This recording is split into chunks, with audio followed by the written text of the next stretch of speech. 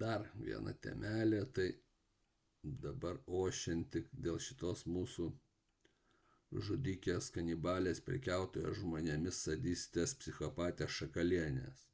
Na taigi galų gale išlindo į viešumą, kas seniai žmonėms buvo aišku. Žinom jos praeitį, žinom jos darbelius, žinom, kiek jį žudė, pardavė. Išžudė, ta prasme, perkeltinė prasme žmonių, nes šeimos, ką turėjo iškesti dėl atimtų vaikų, pardavinėjo tos žmonės. Ir mergaitės istorija neaiški, kuri ten parduota buvo į Naują Zelandiją ir panašiai, bet dabar jinai krašto apsaugoje, nes ten didesni pinigai.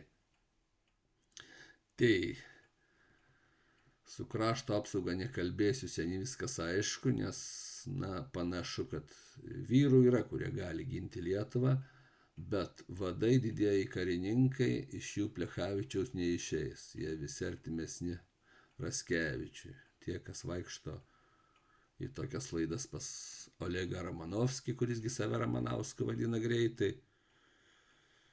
Tie, kurie dergia žmonės, kurie juos maitina, jie negali ginti Lietuvos ir jie turėtų pasitraukti. Tai vėlgi kita tema. Tai vat gerbiamai Ruginienei noriu palinkėti, pagaliau atsirado viltis, kad tai turime lyderį, nesustoti pusiaukelėje. Dabar nusikeiksiu. Nereikia jokių ten nepasitikėjimų. Šakalienė papizdėmė šalkai, kaip seniau sakydavo, iš visur, su kalės bilietu. Kad eitų į kiemsargius, po didelės stažuotės. Toks žmogus niekur negali būti, nes jie yra nusikaltėlė paprasčiausia.